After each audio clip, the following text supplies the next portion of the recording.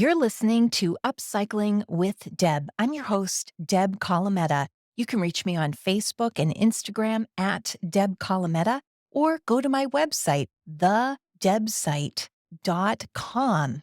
During this season, we've been exploring different three-word phrases that can become a good rule for living. This week's phrase is clean up, find things.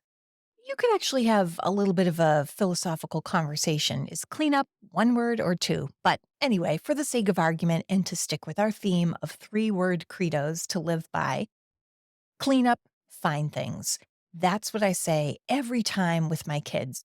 When they are getting to a point where they're starting to lose things, they've misplaced a few things, I always say to them, when we clean up, we find things. And lo and behold, that is almost always a reward for cleaning up, is that things that we thought we had misplaced appear suddenly. So maybe something got misfiled or put back in the wrong spot. As soon as my kids say, Mom, I can't find my such and such, or when I find that as well, when I'm trying to look for something and I start losing things, I tend to lose things in groupings. I think that's because when my life gets especially busy during a particularly busy week, I may lose some items. And that's when I say, okay, I'm starting to lose too many things. I need to take a step back and just tidy up. Let me take a moment and look through this pile. Let me go into my car and tidy up my car, get rid of any extra napkins that we don't need or straighten things out. The things that get just put out of place as you use them, and accidentally in the process of cleaning up, you find things. It almost happens every time. The other day, my daughter's room was not messy, but, it just needed a little bit of straightening up.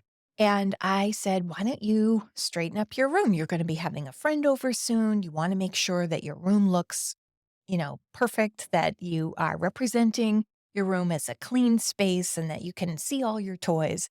And really just in about 10, 15 minutes, she put away her books where they were supposed to go. She put away any odds and ends and the tchotchke that you pick up through holidays or school parties.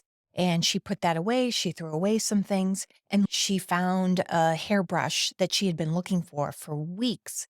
I had been looking for it. She had been looking for it. And it seemed to just magically appear. And the first thing she said to me was, Mom, you always say when you clean up, you find things.